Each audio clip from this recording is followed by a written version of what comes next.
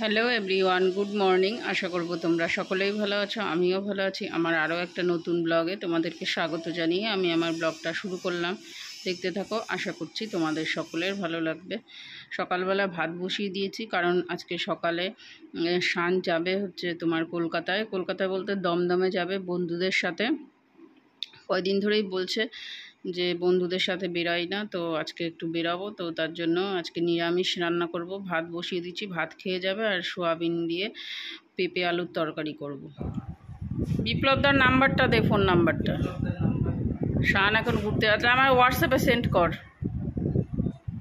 জলের বোতল নে, ছাতা নে, ছাতা নে, বিপ্লবে সেন্ড কর। সকালে শান খেয়ে দিয়ে বেরিয়ে গেল, আমিও সকালবেলায় রুটি তরকারি খেয়ে নিয়েছি। এবারে ঠাকুরের বাসনটা মাজবো। ঠাকুরের বাসন মাজার পরে ফুল তুলবো। ফুল তুলে তারপরে যাব একটু বাজারে, দরকার আছে। আর ওড়নাটা জড়িয়ে নিয়েছি, কারণ কি বলতো, প্রচণ্ড কালো কালো গুড়ি গুড়ি মশা, যেটা গায়ে লাগলে পরেই তোমার কামড়াবে আর সাথে সাথে ফুলে যায়, আর প্রচণ্ড পরিমাণে চুলকায়। চারিদিকে জঙ্গল হয়ে গেছে না, ওর জন্য মশার উপদ্রব খুব বেশি হয়েছে। তো এদিকে পাখিরাও এসেছে, আমাকে যতবারই দেখে পাখিরা ততবারই এসে খাবার খাবে। তো পাখিদেরও খানিকটা খাবার দিয়ে নিলাম, আর এই যে ফুল তুলে নিলাম। বাজার থেকে ফল নিয়ে আসলাম, তার মধ্যে এই কলা দুটো এখন খাবো। আর একটা ঘট নিয়ে এসেছি, ছোট্ট প্লাস্টিকের ঘটগুলো আছে সেইগুলো নিয়ে এসেছি। আর এমনি যে মাটির ঘট ওগুলো আনিনি, কারণ ওগুলো আগে আমার ছিল, ভেঙে যায় ওগুলো, মাঝখান থেকে এইখান থেকে জয়েন্টের এখান থেকে ফেটে যায় আপনি আপ। তো তার জন্য এই প্লাস্টিকের এই ঘটটা নিয়ে এসেছি।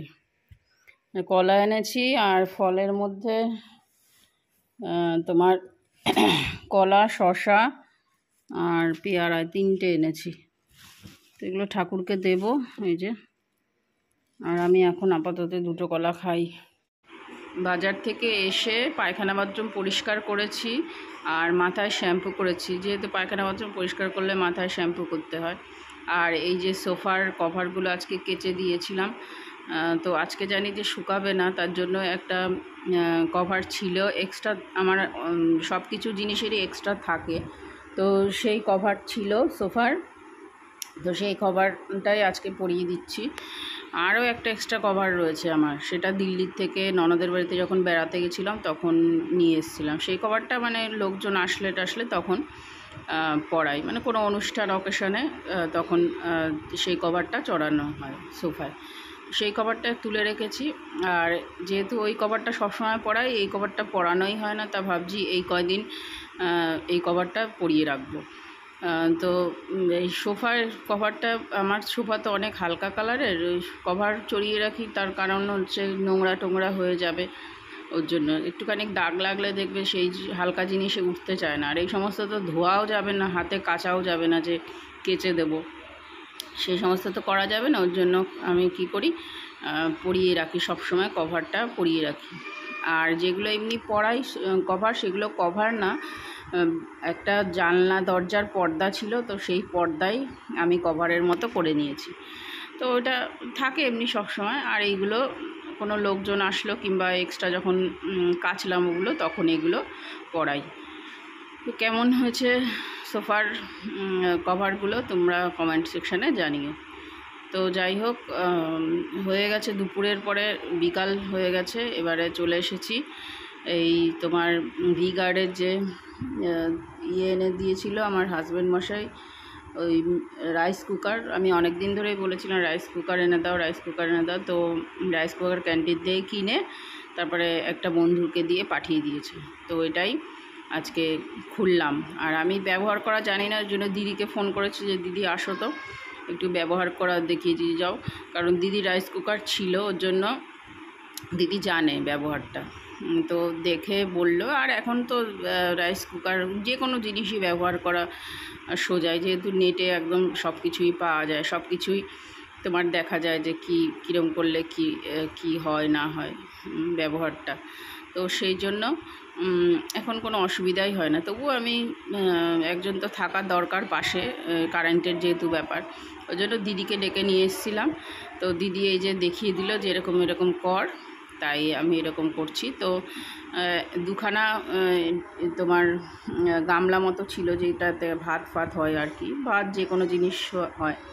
তো একটা ইউজ করছি আর একটা তুলে রাখবো।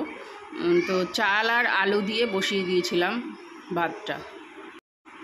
তো ওই যে দিদি বলল সেরকমভাবেই করলাম, বেশ ভালোই ঝরঝরেই হয়েছে, কিন্তু আমার জলটা একটু বেশি হয়েছে। জলটা বেশি হওয়ার ফলে কি হয়েছে, ভাতটা একটু নরম হয়েছে। তবে জলের পরিমাণ এখানে কাপ মেপে আমি দিইনি, কাপ আছে একটা ছোট্ট মতো প্লাস্টিকের কাপ দিয়েছে, তো ওই কাপ মেপে দিলে 1 কাপ চালে 2 কাপ জল এরকম দিলে প্রেশার মানে পুরো ভাতটা ঝরঝরে হবে। অলরেডি ওই প্রেশার কুকারের যেমন হয় ভাতটা, তো সেরকমভাবেই রাইস কুকারেও হয়। তো এই দুপুরবেলা যে ফল টলগুলো এনেছিলাম সেগুলো আর গুছিয়ে রাখা হয়নি, তা এখন এই রাত্রেবেলা এই যে গুছিয়ে রাখছি। না তো ফল, এখন বর্ষাকাল না, পেয়ারা শশাগুলো না বের করে রাখলে তোমার নষ্ট হয়ে যেতে পারে। ওর জন্য এই যে এই বাস্কেটের মধ্যে গুছিয়ে রেখে দিচ্ছি।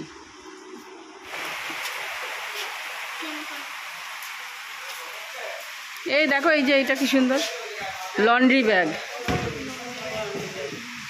সব। এই দেখো আবার একটু সিংহাসন ঠাকুরের, ভালোই লাগছে।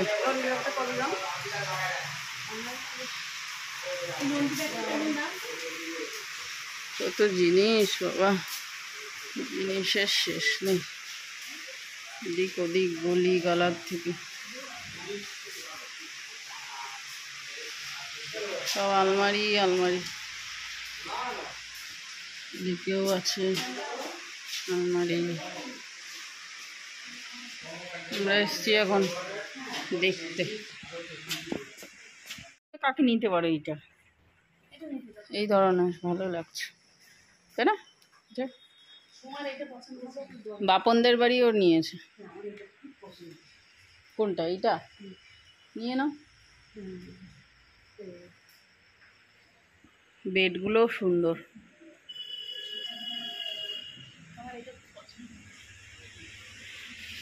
কত সোফা।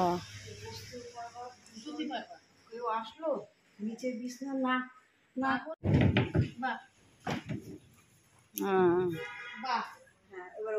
এবার এটা সরাতে হবে। হ্যাঁ,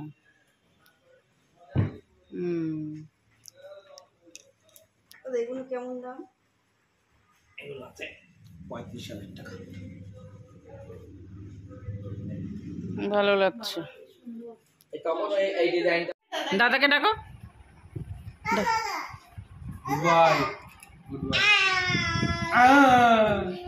আম আম বলো, আম কি খাবি? দাদাকে ডাকো একবার, দাদা দাদা, দাদাকে ডেকে দাদাকে চুমু দিয়ে দাও দাদাকে। বাবা, ভেরি গুড, বাবা বাবা, হাততালি। সানির এখন আদর হচ্ছে, আর এই যে হানি এখন কীর্তন করছে। সানির পড়া নেই, হানিরও পড়া নেই, শানেরও পড়া নেই, তিনজনের এখন পড়াশোনা বন্ধ। এমনি আমার গলা চুলকায় লতিমতিতে। আর ডুমুর কেটে এনেছো? ও বাবা, সেই ব্যাপার। এইটুকুনি ডুমুর? এই কতটুকু? 10 টাকা। এইটুকুনি 10 টাকা? বাবা, কি শাক দেখাবো? লাউ শাক, কুমড়া শাক, সব 10 টাকার? এই যা আছে 10 টাকা। এইটুকুনি কি হবে? এইটুকুনিতে এইগুলো এখন ডুমুর নেব এক একটা, এইটুকুনি 10 টাকা করে। বাবা, কি অবস্থা। যেহেতু কেটে এনেছে উনি, ওনারও তো একটা পরিশ্রমিক আছে, হবে এইটুকুনি। হ্যাঁ, হয়ে যাবে। এর মধ্যে আলু দেবো একটু, পেঁয়াজ রসুন দিয়ে, তাই তো? হ্যাঁ। আচ্ছা, নেক্সট ডে সকালবেলা, অর্থাৎ আজকে হলো গিয়ে তোমার বুধবার। তো সকালবেলার থেকে আবার ব্লগটা স্টার্ট করলাম। ডুমুর রেখেছি 2 প্যাকেট, মানে ছোট্ট প্যাকেটের 2 প্যাকেট, 20 টাকা নিয়েছে। তো ছাড়ানো ছিল, ওর জন্যেই নিলাম, নাহলে ডুমুর কাটতে যা কষ্ট সে আর বলার মতো না। তো কাটা ছিল, সেটা সিদ্ধ করলাম। তো উনি বলছিল সিদ্ধ না করলেও চলে, তো আমি সিদ্ধ করে নিলাম। একটুখানি লবণ দিয়েছিলাম, দিয়ে একটা আলু দিয়েছিলাম, দিয়ে সব কিছু সিদ্ধ করে নিয়ে জলটা ভালো করে ঝেড়ে নিয়ে এবারে আবার ভালো করে ধুয়ে নিয়েছি। আর মশলা হিসাবে এখানে পেঁয়াজ রসুন আদা টমেটো কাঁচা লঙ্কা দেয়া আছে। আর ডিম দেব, তো দুখানা ডিম নিয়ে নিয়েছি, দুখানা ডিমের ভুজিয়া করে তারপরে ডুমুরটাকে বানাবো। তো এই যে ডিমের ভুজিয়া করেছি একটুখানি তেল দিয়ে, পেঁয়াজ রসুন দিয়েও করলে ভালো হয়, নিরামিষও করা যায়। আর এখানে শুকনো লঙ্কা আর জিরে ফোড়ন দিয়ে দিয়েছি। তারপরে সিদ্ধ করা ডুমুরটাকে আর আলুটাকে এবারে তেলের উপরে দিয়ে ভালো করে কষাবো। আর ডিমটা তুলে নিয়েছি ভুজিয়াটাকে, এবারে ভালো করে কষাবো। তার মধ্যে আমি আগে দিয়ে দিয়েছিলাম লবণ আর হলুদ তেলের ওপরে, তো তার জন্য হলুদটা আর লবণটা আর দিলাম না, আর মশলাটা দিয়ে দিলাম। মশলা একটু তেল ফেল বেশি লাগে ডুমুর রান্না করতে, ডুমুর মোচা একটু তেলটা বেশি লাগে। মশলা দিয়ে ভালো করে আবার কষাবো, কষিয়ে তারপরে একটুখানি গরম জল দিয়ে, অল্প সামান্য একটু গরম জল দিয়ে ঢেকে রেখে দেবো। তো এই যে ভুজিয়াগুলোও দিয়ে দিয়েছি, মোটামুটি কষানো হয়ে গেছে। এবারে দিয়ে দেবো সামান্য পরিমাণে জল, দিয়ে ঢেকে রেখে দেবো, বেশ ঝুরঝুরে শুকনো শুকনো হবে ডুমুরটা। তো ডুমুরের রেসিপিটা তোমাদের কেমন লাগলো কমেন্ট সেকশানে জানিও। তো এই যে অলরেডি হয়ে গেছে ডুমুরটা, দেখো কত সুন্দর এসছে। তো চলো আজকের মতো ব্লগটা এখানেই এন্ড করছি, নেক্সট ব্লগে দেখা হবে তোমাদের সাথে। ততক্ষণের জন্য তোমরা সবাই সুস্থ থেকো, সাবধানে থেকো, আর অবশ্যই ভালো থেকো।